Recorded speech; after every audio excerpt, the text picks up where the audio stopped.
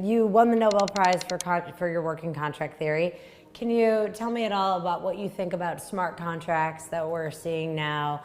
Are they going to revolutionize everything? Do they solve all the problems you were working on? That's right. They're going to take the prize away. It's all going to be irrelevant.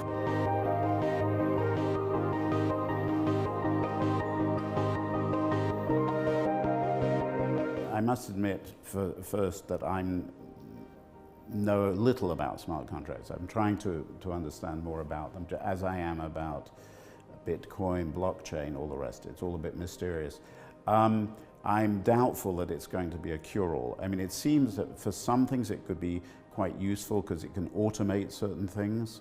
And so, you know, if I have some sort of insurance contract which says that if a certain event happens, then I'm going to get paid something, then we can sort of make that automatic, so it just comes right into my account. I don't have to check or on anything or call up the insurance company.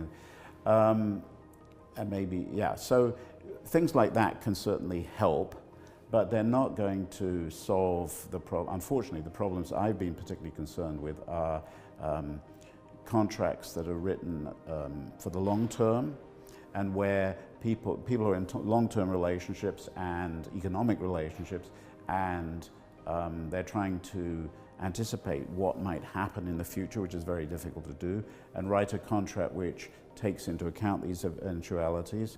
They can't do it because the future is very uncertain. Many things can happen that we don't really expect or are able to predict. I don't see how smart contracts are going to solve that problem.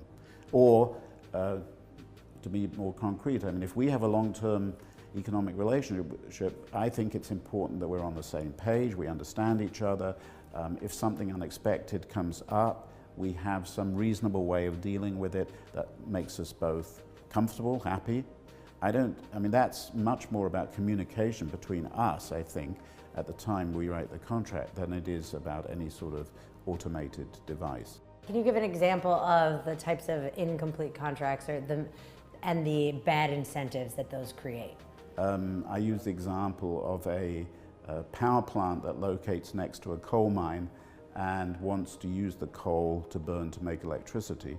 And this is a real example. I mean, there's empirical work on things like this. And the thing is, once you've located next to the mine, you really want that relationship to work out because it's very costly to now ship the coal in from somewhere else.